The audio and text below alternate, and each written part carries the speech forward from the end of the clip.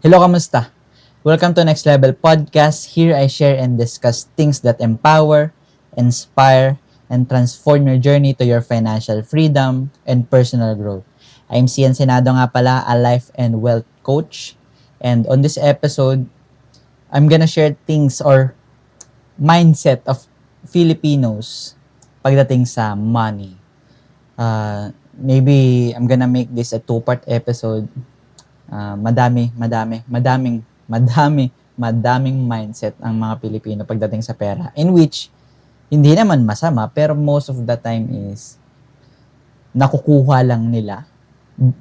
It is passed down to them by their family, by their parents, by their colleagues. And most of the time, hindi tama yung mga gantong mindset.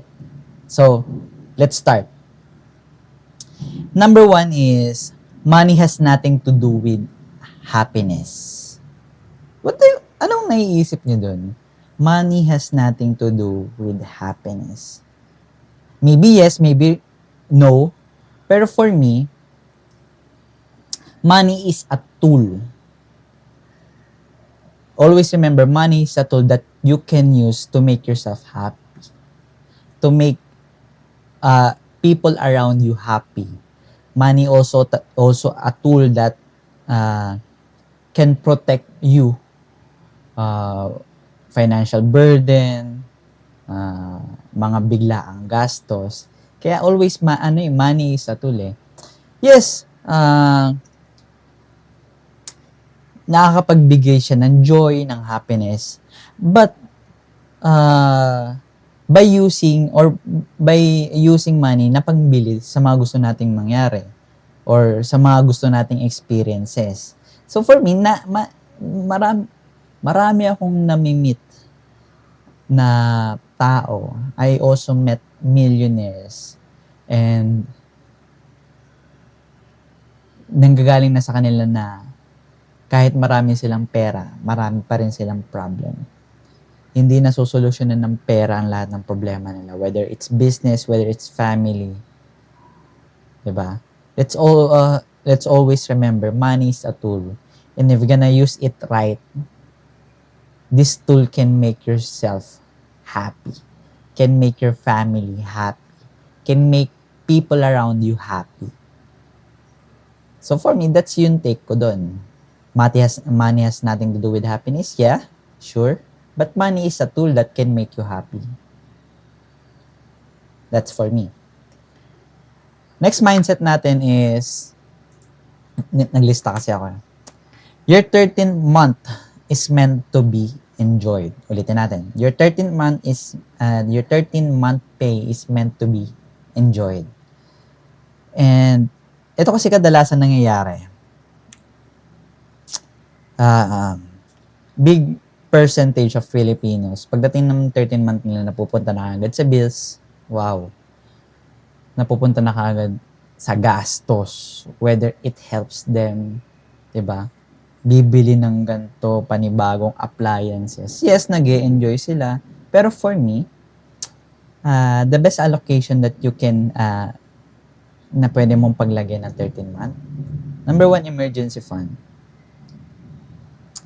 Kapag meron ka ng emergency fund, then you can start putting it to an investment, putting it na pang travel fund. Sabi mo, 13 month is meant to be enjoyed. Bakit emergency fund? Bakit investment? Diba mas maganda travel? And one thing for sure, yung emergency fund will help you.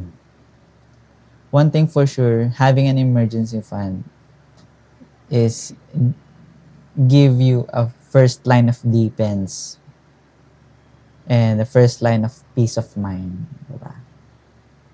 So, and then at the same time, kapag may investments ka or insurances,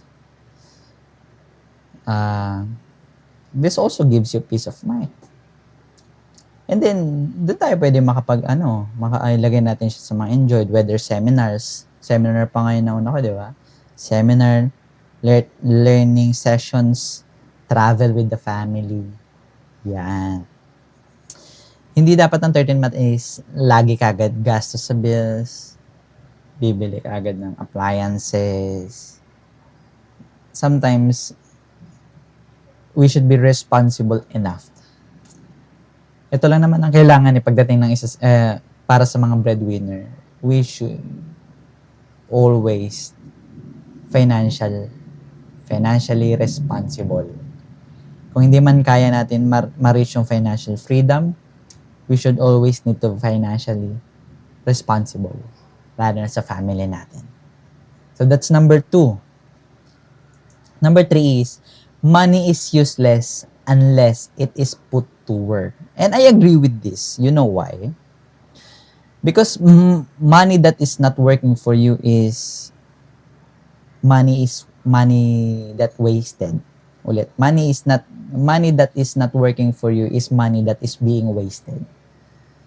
Kasi, balikan ko yung sinabi ko kanina, money is a tool na pwedeng makatulong sa'yo kung saan mo siya i-allocate, kung saan mo siya gustong ilagay. And kung hindi ka makakagawa ng paraan na makapag-create ng money, generate income while you sleep, one thing for sure, you're gonna work for the rest of your life. Kasi sinanay mo yung sarili mo na kapag makakatanggap ka ng income is napupunta ka agad sa mga responsibilities. And that's why money is useless unless it is put to work. Because money is only a tool na makakapag-amplify sa'yo with your lifestyle, with your financial journey, makakapag-amplify sa'yo sa mga gusto mong mangyari. So that's number 3. Number 4. If you don't learn how to make money while you sleep, you spend the rest of your life working for the money you can keep. Wow. I didn't expect. Pero yun nga, ang galing, no? Because this list is from my mentor. And parang na-amplify lang yung sinabi ko kanina. Parang mas naging importante yung sinabi ko kanina na if you're gonna make, kung hindi ka matututong gumawa ng money, generate money while you sleep, you're gonna spend the rest of your life working for the money you can keep. And that's true. Kaya maraming, it's a big percentage of Filipinos na they still working even at an old age. Kasi nasanay silang magtrabaho. And not na kasalanan nila to, pero hindi na-lend or na-extend to them yung financial literacy na kailangan nilang makapag-start mag-ipon, makapag-start mag-invest para at that time na they are old, hindi sila obligadong magtrabaho kasi kailangan nila ng pera. And that's really big thing. Number 5. Don't just learn how to save and invest. Learn how to also spend on things you love. Wow. And parang ang sinabi ko kanina, di ba?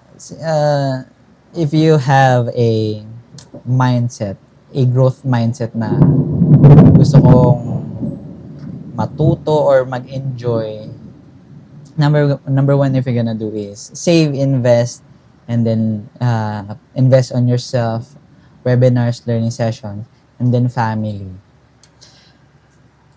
Things that you love, because maraming beses na nagpuput tayo ng pera sa mga kailangan natin, sa mga bagay na gusto natin pero hindi naman natin kayang i-keep forever. Why not gonna spend money and time sa mga bagay na makakapag-grow ka, makakapag-build ng relationship ka to your family. And this is what number 5 is saying. Don't just learn how to save and invest. Learn how to also spend on things you love. Spend on things you love. Family, learning. Kung gusto mo makapagtayo ng, if you love building a business, spend amount on your business, 'di ba? Maraming mindset, and I think I'm gonna make a part 2 on this. And so stay tuned, and I hope you relate to this. Stay tuned, and then see you to the next episode.